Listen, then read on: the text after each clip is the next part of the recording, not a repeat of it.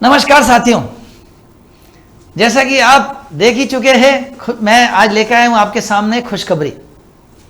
Delhi university में assistant professor, associate professor और professors की वैकेंसी निकली हुई है। तो लेटेस्ट सूचना देने के लिए आपके समक्ष में हाजिर हो गया। डीयू दिल्ली यूनिवर्सिटी में असिस्टेंट प्रोफेसर्स, एसोसिएट प्रोफेसर्स और प्रोफेसर्स की वैकेंसी निकली है। तो आप में से जिन बच्चों का भी नेट क्लियर हो गया है या 2009 से पहले की पीएचडी क्लियर है, वे एलिजिबल हैं इस भर्ती के लिए। तो दोस्तों, आज इसके बारे में डिटेल्स मैं आपके सामने शेयर करने वाला हूं। दिल्ली विश्वविद्यालय का ये नोटिफिकेशन 3 तारीख का है। 3 तारीख की शाम को ये नोटिफिकेशन आया है। अभी भर्ती के लिए फॉर्म्स स्टार्ट नहीं हुए। 8 अक्टूबर से फॉर्म स्टार्ट होंगे। 8 अक्टूबर से शुरू होंगे ये और 2 हफ्ते के लिए ये रहेंगे। असिस्टेंट प्रोफेसर की भर्ती, मैंने आपके सामने नोटिफिकेशन असिस्टेंट प्रोफेसर का खोला हुआ है। वैसे तीनों का है, ये असिस्टेंट प्रोफेसर का भी है और एसोसिएट प्रोफेसर और प्रोफेसर, तीनों के लिए। एकेडमिक पे लेवल 10 7वीं पे कमीशन के तहत आपसे एप्लीकेशन मांगी गई है। du.ac.in, ये इस साइट पे आप फॉर्म्स देख सकते हैं। तो दोस्तों, ये तो बात हो गई वेबसाइट की। अब भर्ती कितने पोस्ट में निकली, किस सब्जेक्ट्स की निकली, कितनी निकली है, वो सारा चार्ट आपके सामने मैं हाजिर कर देता हूं। African studies, anthropology, biomedical research, Buddhist study, chemistry, commerce, computer science, east Asian studies, economics, education, English, finance and business economics, geography, geology, German and Roman studies, Hindi. Roman studies के 6 वैकेंसी है, देखिए आप, 11 वैकेंसी है। Hindi, institute of informatics and communication, law की 32 vacancy निकली हुई है। Management studies की 7 वैकेंसी है। माइक्रोबायोलॉजी की 1 है। मॉडर्न इंडियन लैंग्वेजेस की स्टडीज की 5 है। म्यूजिक की 5 वैकेंसी है। Operational research, Persian, philosophy, physics, political science, psychology, Sanskrit और social work, statistics, women studies और जूलॉजी। टोटल 116 वैकेंसीज निकली हैं दोस्तों। 116 वैकेंसीज पर ये मांगी गई है। और दोस्तों, इन वैकेंसीज के लिए क्वालिफिकेशन क्या चाहिए वो आपके सामने है। Arts, commerce, humanities, law, social science, science, language, library science, इन सब डिसिप्लिन्स के लिए जो एलिजिबिलिटी है वो है मास्टर्स डिग्री विद 55% मार्क्स। और ऐसा ही अगर आप कोई फॉरेन यूनिवर्सिटी से सेम इक्विवेलेंट डिग्री ले रखी है आपने, तो वो एलिजिबल है। उसके अलावा कैंडिडेट का नेट क्वालिफाई होना चाहिए, चाहे वो यूजीसी नेट है या सीएसआईआर नेट है। अगर आपका नेट से एग्जेम्पशन चाहिए तो उसके लिए आपका 2009 से पहले की पीएचडी होनी चाहिए, या आपकी किसी दुनिया की टॉप 500 यूनिवर्सिटीज में पीएचडी डिग्री आपकी है। वो टॉप 500 की जो लिस्ट है वो या तो कॉकरली साइमंड्स क्यूएस की लिस्ट में होनी चाहिए, या टाइम्स हायर एजुकेशन की लिस्ट में होनी चाहिए, या academic ranking of world universities ARWU की लिस्ट में होनी चाहिए। तो ये आपकी एलिजिबिलिटी है। और दोस्तों, एकेडमिक स्कोर का इसमें जिक्र है कि एकेडमिक स्कोर जो आपका है वो स्क्रीनिंग गाइडलाइन में स्पेसिफाई किया गया है। वो एकेडमिक स्कोर जिसको API कहते हैं, वो अभी मैं आपको बता दूंगा। उसका भी मैंने आपके सामने पूरा सारा, मैं आपका DU का पूरा इन्होंने जो नोटिफिकेशंस जारी किए उन सारा आपके आगे ले आया हूं। तो आपको ओरिजिनल नोटिफिकेशन नहीं है जो आपके सामने मैंने खोल रखे हैं। मैनेजमेंट स्टडीज के लिए जो एलिजिबिलिटी चाहिए वो फर्स्ट क्लास मास्टर डिग्री चाहिए बिजनेस मैनेजमेंट में, और साथ में आपका या तो ये हो और या फर्स्ट क्लास ग्रेजुएट हैं आप, चार्टर्ड अकाउंटेंट हैं, कंपनी सेक्रेटरी हैं, तो भी आप एलिजिबल हैं। या तो CA या CWA या कंपनी सेक्रेटरी CS। और फर्स्ट क्लास होना चाहिए। इसके अलावा आपका नेट क्लियर होना चाहिए, और या आपके किसी फॉरेन यूनिवर्सिटी से पीएचडी डिग्री है और वो फॉरेन यूनिवर्सिटी टॉप 500 में होनी चाहिए। यहां एक बात और बता दूं कि आपके टीचिंग या रिसर्च या कोई पेपर आपने दे रखे हैं कॉन्फ्रेंसेज में, तो वो डिजायरेबल है। म्यूजिक के लिए वैकेंसी मास्टर्स डिग्री विद 55% और इक्विवेलेंट, और साथ में नेट क्वालिफाई। एजुकेशन के लिए आपकी पीजी डिग्री होनी चाहिए एजुकेशन में 55% मार्क्स के साथ, और पीजी डिग्री या तो एजुकेशन में एमएड या एमए एजुकेशन होनी चाहिए, मिनिमम 55% मार्क्स। और जिस सब्जेक्ट्स में एनसीटीई के नॉर्म्स हैं क्वालिफिकेशन के, जो बीएलएड का जो है या एमए एमएससी या पीजी डिग्री या रिसर्च इन एजुकेशन, वो 55% में होनी चाहिए। नेट, साथ में नेट क्लियर होना चाहिए आपका, ये रिक्वायरमेंट है। जहां जहां एमएड रिक्वायरमेंट है वहां वहां एजुकेशन में आपका नेट क्वालिफाई होना चाहिए। जहां पर एमएड रिक्वायरमेंट नहीं है, वो जिस सब्जेक्ट में आपने किया है नेट, उसमें एलिजिबल है। और नेट से एग्जामिशन मिल सकता है अगर आपने पीएचडी कर रखी है 2009 से पहले, वो उसकी अलग से इन्होंने क्लॉज जनरल नोट में अलग से दिया है। और दोस्तों पीएचडी डिग्री के बारे में साफ साफ इन्होंने लिखा है कि candidate who have been awarded a PhD degree with the UGC regulation act 2009, 11 जुलाई 2009 से पहले अगर आपकी पीएचडी या एमफिल है तो आप एलिजिबल हैं नेट से एग्जामिशन के।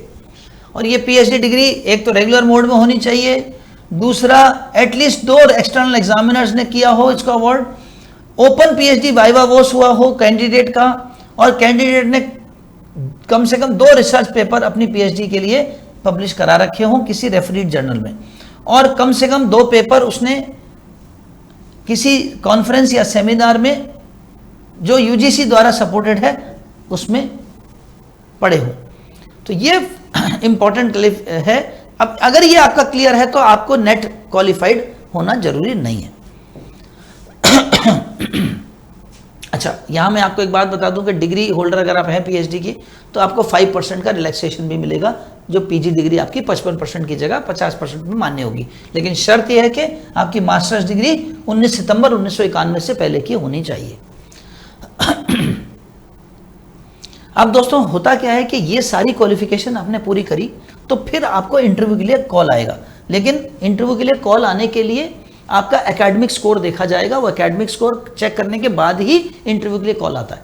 कई बच्चे कहते हैं हम नेट क्वालिफाइड है फिर भी कॉल नहीं आया इंटरव्यू का, तो उसके पीछे खाली नेट नहीं होता, खाली पीजी में नंबर ही नहीं होते, और बहुत सारी चीजें एकेडमिक स्कोर तय करती हैं, जो मैं आपके सामने रख रहा हूं।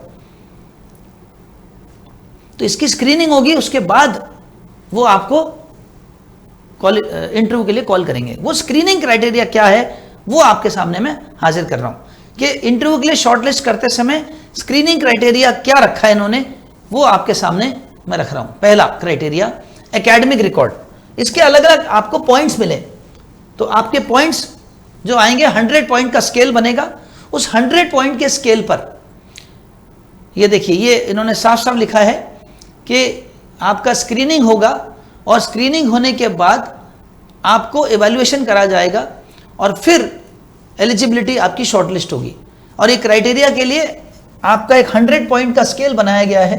इस 100 पॉइंट के स्केल पर आपको, अगर वो लोग देखेंगे कितनी एलिजिबिलिटी आती है, उसके हिसाब से आपको बुलाया जाएगा। अब वो क्या क्या स्क्रीन करेंगे वो जरा देखिएगा। ग्रेजुएशन में अगर आपके 80% से ऊपर है तो आपको 15 पॉइंट मिलेंगे, अगर 60 से 80 के बीच में है तो 13 पॉइंट मिलेंगे, अगर 55% से 60% के बीच में है तो 10 पॉइंट मिलेंगे, और 45 से 55% के बीच में है तो 5 नंबर मिलेंगे। यानी ग्रेजुएशन की परसेंटेज से भी आपके नंबर डिसाइड होंगे, आपका एकेडमिक स्कोर डिसाइड होगा। पीजी में, पोस्ट ग्रेजुएशन में अगर 80% या उससे ऊपर है तो 25 पॉइंट मिलेंगे, 60 से 80 के बीच में है तो 23 पॉइंट मिलेंगे, और 55 से 60% के बीच में है तो 20 पॉइंट मिलेंगे। यहां ओबीसी, एससी और एसटी के लिए 50% मान्य है। एमफिल, एमटेक, एलएलएम, एमएड, इनमें अगर आपके 60% या उससे ऊपर है तो 7 पॉइंट, और 55 से 60 के बीच में है तो 5 पॉइंट। ये पॉइंट्स आपके एकेडमिक रिकॉर्ड के मिल गए। अब आते हैं आपकी प्रोफेशनल क्वालिफिकेशन। अगर आपकी पीएचडी है तो आपको 30 पॉइंट मिलेंगे, पीएचडी होने पर सीधा 30 पॉइंट। अगर आपका नेट के साथ जेआरएफ है तो 7 पॉइंट, खाली नेट है जेआरएफ नहीं है तो 5 पॉइंट। अगर आपके रिसर्च पब्लिकेशन आपने किया है तो आपको 10 पॉइंट्स तक मिल सकते हैं। हर एक रिसर्च पेपर पब्लिश होने के 2 पॉइंट्स मिलेंगे और मैक्सिमम 5, तो 2 × 5 यानी 10 पॉइंट, अधिकतम 10 पॉइंट मिलेंगे। तो अगर आपके मान लीजिए 4 पेपर पब्लिश है तो 4 दूनी 8 मिलेंगे, 3 पेपर पब्लिश हुए हैं तो 3 दूनी 6 मिलेंगे। लेकिन अगर 6 पेपर पब्लिश हुए तो 12 नहीं मिलेंगे, 10 ही मिलेंगे, अधिकतम 10 है।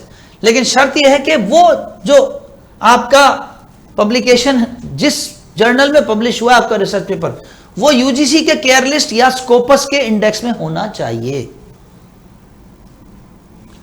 अगर आपने कोई टीचिंग एक्सपीरियंस लिया हुआ है तो प्रत्येक वर्ष के आपके 2 पॉइंट्स मिलेंगे, मैक्सिमम अधिकतम 5 वर्ष के लिए। यानी अगर आपको 3 वर्ष का टीचिंग एक्सपीरियंस है तो आपको 3 दूनी 6 नंबर 6 पॉइंट मिल जाएंगे। अगर 5 वर्ष का है तो 10 पॉइंट, और 5 से ज्यादा भी एक्सपीरियंस है तो भी 10 ही पॉइंट अधिकतम मिलेंगे। अगर आपने कोई अवार्ड्स ले रखे हैं, इंटरनेशनल नेशनल लेवल का अवार्ड है या स्टेट लेवल का अवार्ड है, तो इंटरनेशनल नेशनल लेवल के अवार्ड पर 3 पॉइंट और स्टेट लेवल के अवार्ड पर 2 पॉइंट्स मिलेंगे। तो दोस्तों ये मिनिमम क्राइटेरिया है आपका, और 100 पॉइंट का इसका पूरा ये क्राइटेरिया है।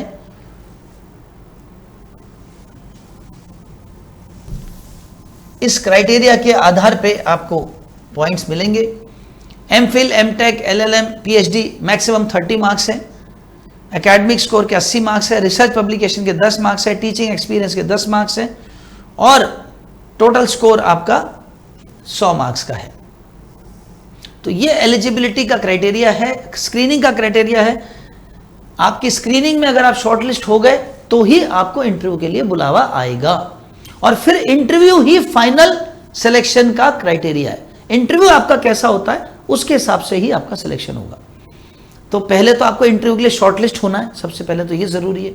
और इस सारी क्राइटेरिया को आप फुलफिल कर रहे हैं क्या, और कितने पॉइंट्स आपके आ रहे हैं। 60 से नीचे पॉइंट्स होते हैं तो नहीं बुलाते इंटरव्यू के लिए, 60 से ऊपर वालों को ही आज तक कॉल आया है, 60 से नीचे वालों को कॉल नहीं करते ये लोग, है ना। अब इन्होंने इस बार 65 कर दिया। देखिए, applicant securing less than 65 will not be included in the list of shortlist candidate. देखिए साफ साफ लिखा हुआ है, 65 से कम पॉइंट्स अगर आपके आए तो आपको नहीं बुलाया जाएगा, 65 या उससे ऊपर होने चाहिए। 5 नंबर का 5 मार्क्स का रिलैक्सेशन है एससी, एसटी और पीडब्ल्यूबीडी के लिए। पहली वैकेंसी के लिए कम से कम 30 कैंडिडेट और 10 candidate every additional vacancy interview के लिए बुलाए जाएंगे according to their ranks. Screening committee बुलाएगी।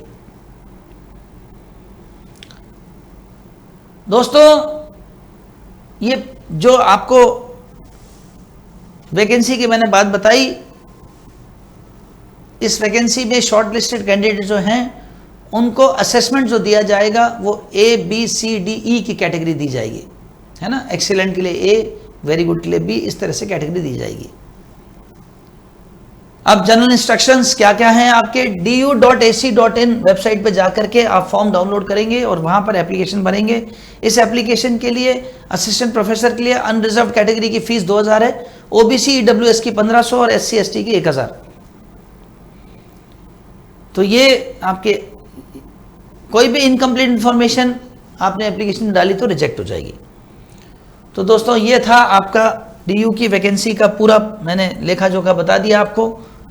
आशा करता हूँ आज की इस सेशन से आपको नई भर्ती के बारे में बहुत अच्छे से समझ में आया। ये इतनी सारी वैकेंसीज़ हैं, आपके सब्जेक्ट की वैकेंसीज आप देख लीजिए। और अगर आपका नेट क्वालिफाइड है तो तुरंत 8 अक्टूबर को फॉर्म्स खुल रहे हैं, तो 8 अक्टूबर से लेकर और 24 अक्टूबर के बीच में रहेंगे। बिल्कुल भी समय नष्ट मत करिएगा, ज़रूर भरिएगा। तो ऐसी और जानकारी के लिए देखते रहिए उत्कर्ष यूजीसी नेट चैनल। बहुत बहुत धन्यवाद, नमस्कार, फिर मुलाकात होगी।